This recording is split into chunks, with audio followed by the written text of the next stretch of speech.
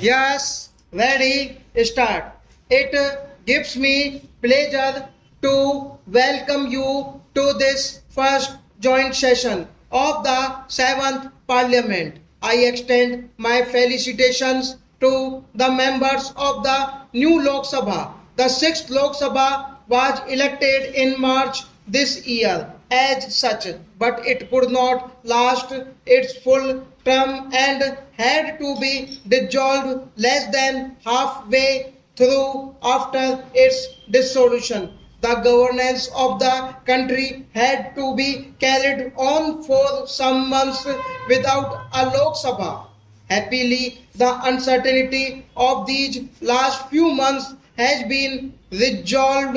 The people of India have, through the democratic process, unambiguously rejected philosophies based on regional, linguistic, sectoral, or communal differences and have chosen to be governed by those who derive their mandate from all parts of the country and all sections of the population. The result of the election has made it possible for the country to look forward to a period of stable government at the center. It is a matter of regret that today we do not have among us here representatives from a number of constituencies of some of the northeastern states. The problems of this region and more especially of Assam at the moment require to be dealt with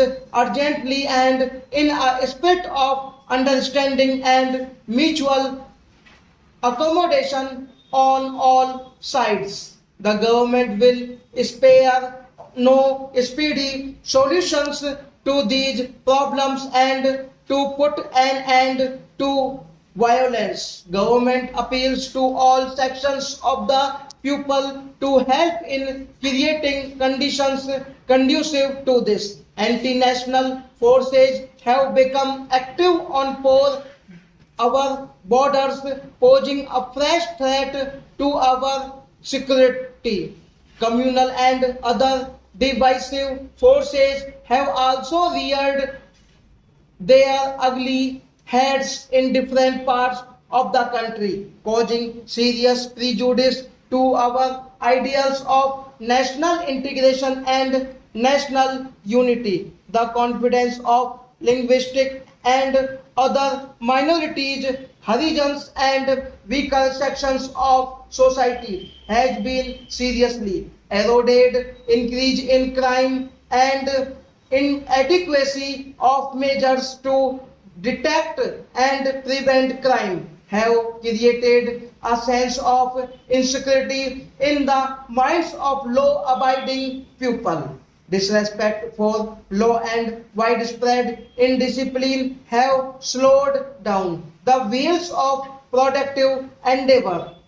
The economic situation which the present government has inherited is a matter of grave concern and anxiety. The last year has witnessed a vicious inflationary spiral with prices registering a rise of about 20%.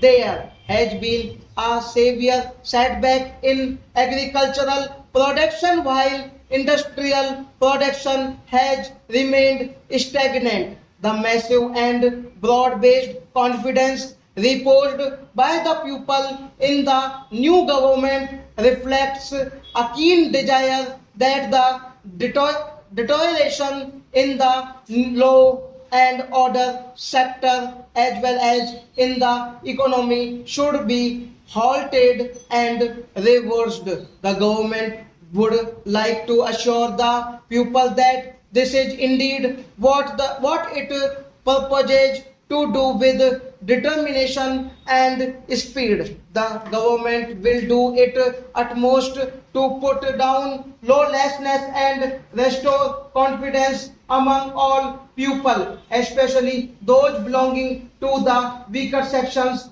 The law enforcement agencies at the center and in the states will do activized so that problems are dealt with promptly and effectively. Honorable members, the new government has taken charge just over a week ago. The budget will be presented in the next session when the economic measures purposed to be adopted in the furtherance of government's broad objectives will be spelled out. However, there are certain matters which require to be mentioned. The government would like to reaffirm its commitment to planning as an essential tool for engineering social and economic change. The great task of nation building will have to be assumed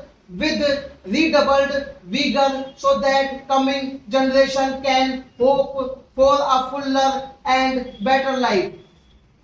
The government will devote immediate attention to restoring the economic health of the nation. Measures for the control of prices will be initiated. Stringent action will be taken against antisocial elements such as smugglers, hoarders, and black marketeers. The government is conscious of its duty to the weaker sections of society. The new economic program, which had proved a boon to the poor, the landless, and the artisans, handloom, weavers, scheduled caste, scheduled tribes, and other socially backward sections will be revitalized and implemented in a dynamic manner. The minimum needs program started during the fourth plan will once again be accorded high priority with special stress on education and health, agriculture and rural development with special emphasis on assistance to small and marginal farmers as well as agricultural laborers will receive the highest